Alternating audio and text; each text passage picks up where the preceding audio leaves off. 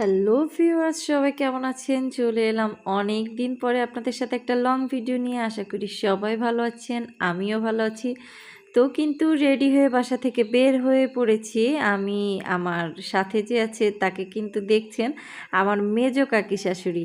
তো আসলে আমার কাকি শাশুড়ি এবং আমার ননদকে নিয়ে আমরা একটা জায়গায় যাচ্ছি, তার জন্য একটু রেডি সেডি হয়ে বের হয়ে পড়েছি।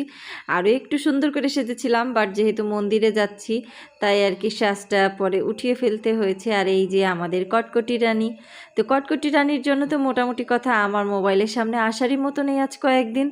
সে এত পরিমাণে ভিডিও প্রিয় মানুষ, মানে সে কি বলবো, এটার বলার মতো না।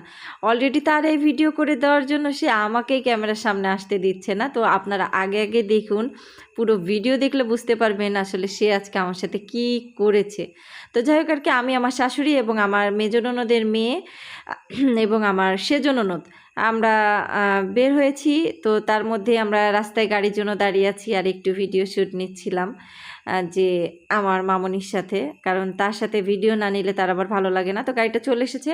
অবশ্য আমরা বাজারে গিয়েছিলাম কিছু ফল কিনতে, ওই ভিডিওটা করতে পারিনি, যেহেতু আমি আমাদের গ্রামের বাজারে গিয়েছি সেহেতু ভিডিওটা করা একটু কঠিন হয়ে গিয়েছিল, তাই আর করি নাই। তো এর মধ্যে আমি আমার ননদিনীকে একটু জ্বালাচ্ছি আর কি, পাশে যে আছে আমার ভাসুরের মেয়ে, তো ও যাচ্ছে আমাদের সাথে। আমরা প্রায় মোটামুটি বেশ কয়েকজন মানুষই আছি। তো সে ভিডিও করবে না, তাকে জোর জুলুম করে ভিডিও করা হয়েছে।